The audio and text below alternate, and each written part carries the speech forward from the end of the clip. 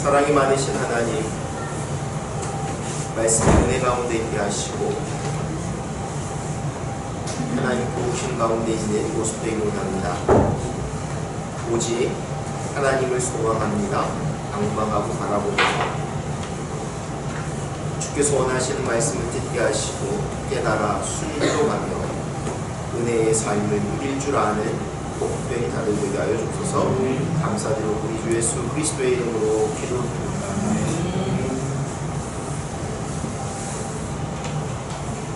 3절 말씀 읽겠습니다.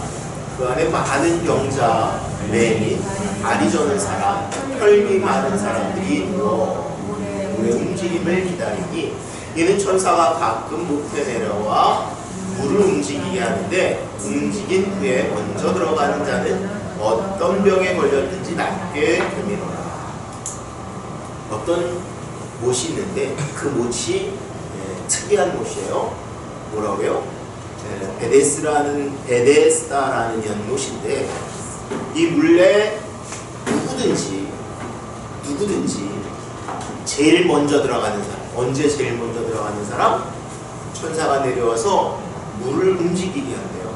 마치 휘젓듯이. 그랬을 때 제일 먼저 들어가는 사람은 무슨 병에 걸렸든지 낫는답니다. 그래서 그 주변에는 수많은 환자들이 모여 있습니다. 이런 연못이 있을까요? 없을까요? 성경은 지금 있다라고 얘기하고 있습니다.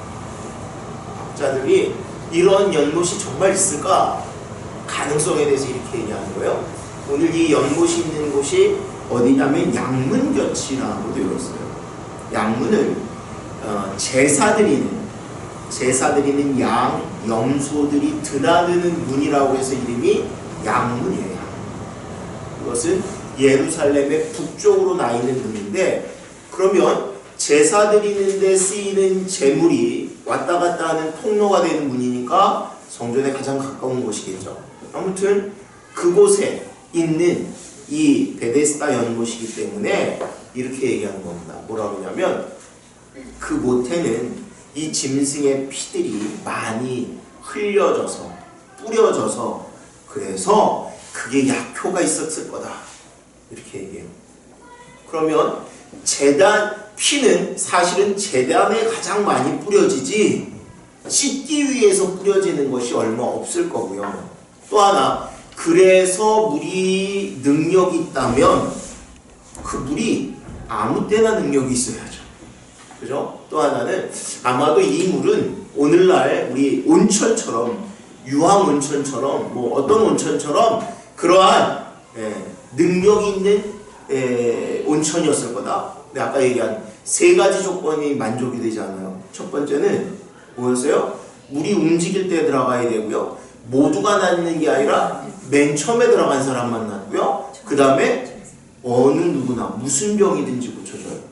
아까 얘기한 대로 아무리 온천물이 좋아도 모든 사람이 낫지 않아요. 그 다음에 온천물이 능력이 있으면 뭐라고 해요? 효력이 있으면 모든 사람에게 효력이 나타나야지 한 사람만 움직일 때 아주 특별한 일입니다. 넘겨봐요.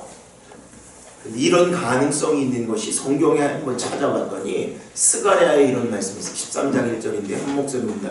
그날에 주와 더러움을 씻는 샘이 다윗의 족속과 예루살렘 주민을 위하여 열리리라.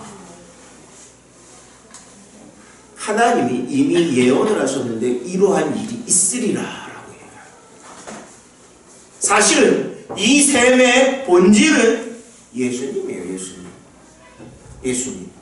그런데 수많은 사람들은 지금 자기 병을 치유하기 위해서 베데스다 연못에 모였는데 문제는 이 베데스다 연못에서 모든 사람이 치료를 받아요? 한 사람만. 제일 먼저 뛰어들어가는 사람. 그러면 여러분 거기에 환자가 많다고 그랬어요? 적다고 그랬어요? 뭐 전국에서, 전 세계에서 몰리지 않을까요? 이런 못이 있다면? 그러면 소위 말하면 뭐 번호표를 뽑아가지고 순서대로 대기하는 사람으로 들어가야 되는데 그게 아니라 먼저 들어가는 사람이 장땡이에요.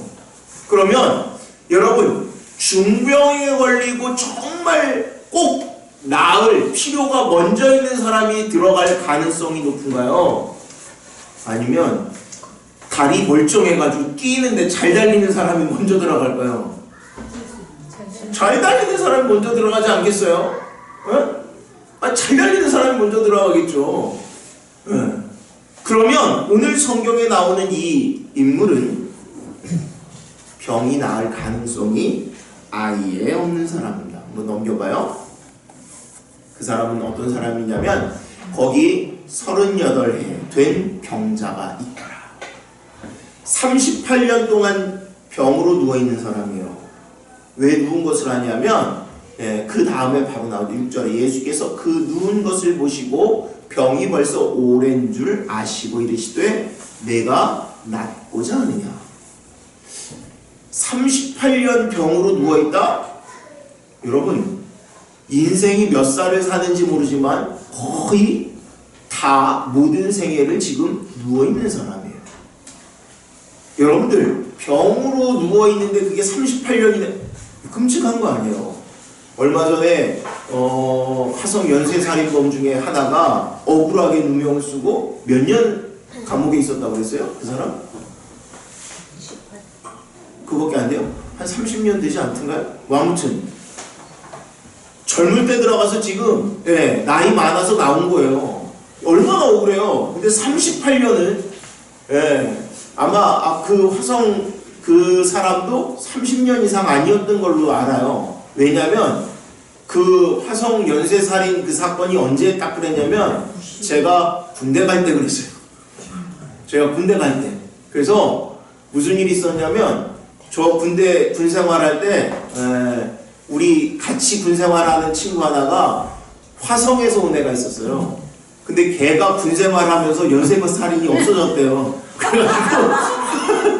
그래가지고 그 친구가 휴가 나오면 자기를 이상한 눈으로 쳐다보는데 그래서 제가 기억해요. 아무튼 그러니까 그 연쇄살인범 그 범인으로 들어갔으니까 30년은 안 된 것 같아요. 제가 군 생활할 때가 91년도였으니까 몇 년 정도 됐네. 아무튼 그런데 이 38년은 그보다 더 오래된 거예요. 그러니 얼마나 억울하고 얼마나 힘들고 그래요. 이 사람에 대해서 성경은 다른 것은 얘기하지 않습니다. 이름이 뭔지, 지금 현재 몇 살인지, 가진 것이 많은지, 남자인지 여자인지 다른 거 다 필요 없고요. 단지 38년 병으로 앓는 자. 이 사람에게 가장 소중한 거는 병이 낫는 걸 거예요. 지긋지긋한 이 병. 뭔지 모르겠는데 얼마나 심각한지 모르는데 누워서 지내야 되고 뭐라 그래요? 그 사람이 이 물이 움직일 때 가고 싶어도 누군가 자기를 도와주는 사람이 없다는 얘기를 봐서 거동 자체가 불편한 사람. 예수님이 이 사람을 보고 묻습니다. 너 낫기 원하니? 그럼 당연히 낫고 싶다고 얘기해야 되죠. 지금 왜 거기 있어요? 낫고 싶으니까 있겠죠. 근데 뭐라고 대답하냐면 병자가 대답하되 주여 물이 움직일 때 나를 못해 넣어주는 사람이 없어 내가 가는 동안에 다른 사람이 먼저 들어갑니다. 나를 넣어주는 사람이 없어서 그렇대요. 사실은 이 묻는 이가 누군 줄 알았다면 그죠? 그럼 그 예수님께 부탁을 했겠죠. 근데 이 사람은 전혀 예수님이 누군지를 모르는 사람이에요.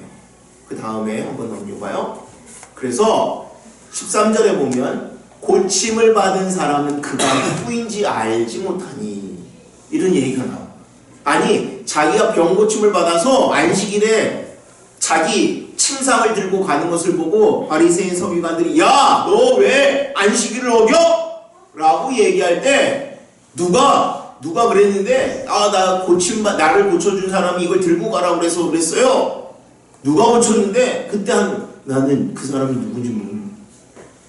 아니 예수님이 누군지도 모르는 이 사람을 예수님은 고쳐주세요. 여러분 오늘 성경에 이런 생각을 할 때가 있습니다. 우리는 내가 믿음으로 무엇인가를 해야 구원을 받아. 그래요? 내가 믿음으로 무엇인가 해야 구원을 받아. 한번 생각해 보세요. 이 사람 몇 년이나 병으로 앓았다고요? 38년. 자기 혼자 움직일 수 있어요? 없어요? 그런데 그 나음을 받으려면 어떻게 되어 있냐면 제일 먼저 들어가야 된대요. 그럼 이 사람은 지금 38년 된 이 병자는 물속에 들어가서 고침받을 가능성이 있을까요? 없을까요? 없습니다. 왜 거기에 있어 도대체? 믿져야 본전이라서 다른 거는 소망이 없으니까. 그런데요, 우리 인생이 딱 그렇습니다. 소망이 없는 것에 소망을 두고 살아가요. 정말 해야 될 것에 소망을 두는 게 아니라, 가치를 두는 것이 아니라 전혀 가치가 없어요. 그런데 거기에 소망을 두고 가치를 두고 살아갑니다. 신앙이 또 그래요. 신앙이요, 거꾸로 잘못된 신앙이 뭐냐면 내가 뭔가를 해야 구원을 받는다고 착각을 하는 거예요. 내가 율법적으로 살면 구원을 받는다고 생각하는 거예요. 율법으로는 구원받을 가능성이 없습니다. 왜요? 율법은 뭐만 드러나냐면 내가 죄인이라는 것밖에 드러나지 않아요. 근데 사람들은 착각해요. 내가 그래도 교회 열심히 다니니까, 내가 그래도 옛날부터 뭐를 했으니까. 그래서 전혀 가능성이 없어요. 왜 전혀 가능성이 없다고 했어요? 전혀 우리 사람에게 가능성이 있으면 예수님이 십자가에서 죽으시지 않았어요. 우리한테 단 1%라도 가능성이 있으면 극단적으로 예수님이 십자가를 지실 이유가 없어요. 우리에게는 단 1%도 0.0001%도 가능성이 없어요.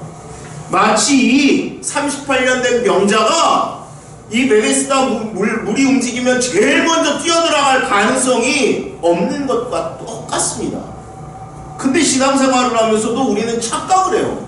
내가 열심을 내지 않아서 믿음을 못 받는다라고 착각을 해요. 그렇지 않아요. 5장 6절 한번 보죠. 로마서 5장 6절 그 뒤에 있는 말씀에 함께 읽겠습니다. 우리가 아직 연약할 때에 기약대로 그리스도께서 경건하지 않은 자를 위하여 죽으셨다. 우리가 연약할 때 약속대로 예수님께서 경건하지 않은 자를 위해서 죽으셨어요. 우리가 구원받은 이유는 예수님이 내 모든 죄를 대신 지셨기 때문에. 그 뒤에도 함께 읽겠습니다. 8절. 우리가 아직 죄인 되었을 때에 그리스도께서 우리를 위하여 죽으심으로 하나님께서 우리에 대한 자기의 사랑을 확증하셨느니라. 내가 가능성이 있어서 죽은 것이 아니라 내가 죄인 되었을 때 죽으신 거예요. 이 사람이 자기가 사람들의 이 예수님께 나와서 예수님 나 구원해 주시면 내가 예수님 잘 믿을게요 그래서 구원하신 게 아니라 예수님이 이 사람을 불쌍히 여기셔서 다가와서 그 사람을 치유하시기 때문에 고침받는 거예요. 이 사람이 고침받는 거는요, 자기에게 근거가 없어요. 그 자리에 있었기 때문에. 그 자리에 병자 한둘이 아니었어요. 그런데 오늘 그 사람에게 찾아와서 예수님이 은혜를 베푸시기 때문에 그 사람이 치유를 받는 거예요. 넘겨봐요. 예수님이 그에게 뭐라고 했냐면 예수께서 이르시되 일어나 내 자리를 들고 걸어가라. 이 사람이 들은 건 뭐냐면 내 자리를 들고 일어나 걸어가라는 거예요. 로마서 10장 17절 말씀 한 목소리 했습니다. 그러므로 믿음은 들음에서 나며 들음은 그리스도의 말씀으로 말미암았느니라. 믿음이 어디서 난다고요? 듣는 거에서 나는데요. 그냥 모든 말을 듣는 거에서 믿음이 생기는 게 아니라 그리스도의 말씀을 듣는 거에서. 이 38년 된 병자는 그리스도의 말씀을 들었기 때문에 거기서 믿음이 생긴 거예요. 오늘 여러분들이 교회에 나오는 이유는 믿음을 얻기 위해서 나오는 거예요. 여러분들이 내가 믿음이 있어서 나온 게 아니라 믿음을 얻기 위해서 나왔고, 하나님은 여러분들을 이 예배를 통해서 회복시키기로 원하십니다. 넘겨봐요. 다시 이제 처음부터 이 말씀을 뒤집어 보려고 해요. 그 후에 유대인의 명절이 되어 예수께서 예루살렘에 올라가시니라 라고 본문이 시작이 돼요. 근데 이 명절이 언제인지가 나타나지 않습니다. 근데 그 앞으로 넘어가 보면 4장 35절에 이런 말씀이 있어요. 함께 읽어볼게요. 너희는 넉 달이 지나야 추수할 때가 이르겠다 하지 아니하느냐. 그러나 나는 너희에게 이르노니 너희 눈을 들어 밭을 보라 휘어져 추수하게 되었다. 이 말씀이 바로 위에 4장 35절에 있어요. 넉 달이 지나야 추수할 때가 된대요. 그러면 추수가 넉 달 전에, 넉 달 전에 있는 절기예요. 이스라엘의 명절, 지금 모든 이 이스라엘들이 성전으로 올라가는 절기는 6월절, 초막절, 수장절이잖아요. 근데 나머지는 추수의 때이고요. 추수 전에 더군다나 4개월 절이면 6월절밖에 없어요. 그러니까 한마디로 말하면 이 절기는 6월절이에요. 그럼 왜 예수님이 왜 6월절에 예루살렘으로 올라가세요? 성전에 예배드리기 위해서. 넘겨봐요. 2절 함께 운동합니다. 예루살렘에 있는 양문 곁에 히브리 말로 베데스다 하는 곳이 있는데 거기에 행각 5이 있고, 어디에 이 베데스다라는 연못이 있다고요? 예루살렘에 있는 양문 곁에. 아까 얘기한 대로 양문이라는 이름이 왜 붙여졌다고요? 양이 드나들어서. 양이 드나드는 이유는 제사에 쓰는 그 양이 드나들었다. 그러면 예루살렘에도 문이 많아요. 그런데 성전에서 가장 가까운 문은 그럼 어디겠어요? 양문이에요. 그리고 그 곁에 있는 베데스다. 한마디로 말하면 예배당 가장 가까운 데 사는 사람이 지금 누구냐면 이 38년 된 병자예요. 그런데 성전에는 가본 적이 없어요. 병 때문에 후별되었어요. 예수님이 이 사람을 고친 날이 언제냐면 9절에 보면 이날은 안식일이래요. 많은 사람들은 안식일에 고쳤기 때문에 이것이 문제된다라고 얘기하는데 그게 문제가 아니라 예수님이 지금 안식일임에도 불구하고 그를 부르시는 이유는 그가 예배드리러 나갔어야 되는데, 하나님께 있어야 되는데 그 자리에 없기 때문에 그 사람을 찾아가십니다. 본인이 6월절 명절을 지내기 위해서 성전에 올라가셨지만 지금 찾아오십니다. 그 다음에요. 아니. 거기에 14절에 보면 이런 거였어요. 그 후에 예수께서 성전에서 그 사람을 만나 이르시되 보라, 내가 나았으니 더 심한 것이 생기지 않게 다시는 죄를 범하지 말라. 예수님을 처음 그가 고침을 받고 갔을 때 어떻게 했어요? 야, 누가 어떻게 해서 너 나았어? 그런 얘기했는데 그때는 예수님 누군지 몰랐다고 했죠. 그리고 나서 그 후에 예수님을 어디서 만났다고요? 성전에서. 이제 이 사람은 뭐 하는 사람이 되었어요? 예배드리는 사람이 됩니다. 하나님이 우리를 구원하시는 이유도 예배드리게 하기 위해서입니다. 왜? 예배를 통해서 우리의 믿음이 회복이 되어지고 하나님의 구원의 축복이 나눠지기 때문에 오늘 이 사람이 구원받은 이유도 예수님이 그 자리에 있었기 때문에 그래요. 오늘 여러분들이 이 예배드리러 온 것은 들으려고 온 거예요. 들으려고. 뭘? 주의 말씀. 마치 이 환자에게 38년 된 병자에게 일어나 걸으라 했던 것처럼 오늘 내 문제를 가지고 나온 여러분들이 예수님이 내게 무슨 말씀을 하시는지를 들으려고 온 거예요. 그 말씀을 통해서 내 인생이 바뀌어지는 거예요. 아까 뭐라고 했어요? 이 사람은 가능성 제로인 베데스다 연못에 들어가는 것을 38년을 지금 기다리는 사람이에요. 그런데 가능성 100%인 누구? 예수님 만나는 거예요. 근데 그 예수님이 물을 때도 이 사람 몰랐어요. 이 사람 정말 억울하고 멍청한 사람이죠. 근데 더 억울하고 멍청한 사람은 누구냐면 교회 와서 지금 앉아있는데 그 예수님께 내 문제를 내어놓지 않는 거예요. 하나님께서 내 삶을 역사하시기를 구하지 않는 거예요. 하나님, 내게도 말씀하셔서 내 인생이 변화되어지고 새로워지길 원합니다. 하나님은 여러분들을 지금 예배의 자리에 와서 이 말씀을 듣게 하신 거예요. 베데스다에 있던 이 38년의 명자가 문제가 아니라 하나님이 찾으시는 건 여러분들이에요. 하나님은 그 많은 환자 중에 하필이면 그를 찾아오신 거예요. 하필이면, 아니 은혜죠, 은혜. 하필이면이 아니라 하나님은 오늘 우리를, 나를 부르시기로 원하세요. 그래서 내가 그 은혜, 주의 은혜로 변화되어지길 원하고 말씀을 듣고 깨닫고 순종하기를 원해요. 그 말씀은 여러분, 사람들을, 요즘 우리 사회에서 제일 큰 심각한 문제가 뭐예요? 네? 코로나 바이러스. 이 어디에서 생겼대요? 중국, 네. 우한.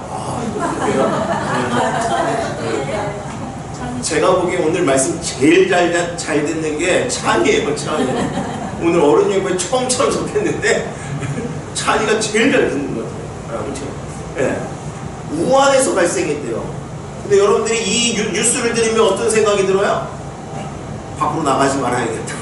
아니면 야, 치사율이 되게 높네. 예전에 우리나라에서 되게 높았던 메르스? 그거 4배라고 그러죠, 이번에는. 네. 그러니까 우와, 메르스도 높았는데 이번에 걸리면 큰일 났네. 들으면서 뭐가 생기냐면 두려움이 생긴다면 하나님의 말씀을 들으면서 여러분들은 믿음이 생깁니다. 내가 이 말씀을 듣고 내가 하나님의 말씀대로 살겠습니다. 그 말씀처럼 나도 하나님을 만났을 때 부르짖는 자가 되기 원합니다. 이 사람은 그가 누군지도 몰랐는데 예수님을 찾아오세요. 우리가 깨달았기 때문에 예수님이 나를 위해서 죽으시는 것이 아니라 나를 사랑하시기 때문에 죽으셨고, 오늘 여러분들이 이 자리에 있다는 거는 여러분들이 나는 내 발걸음 움직여서 여기 온 거야. 나는 뭐 때문에 이래서 저래서. 성경에요, 이게 기적이라고 얘기합니다. 듣는 것이 기적이에요. 말씀을 듣는 것이. 이 기적을 경험한 여러분들이 입술을 벌려서 은혜를 구할 수 있는 모습 되기를 주의 이름으로 축원합니다.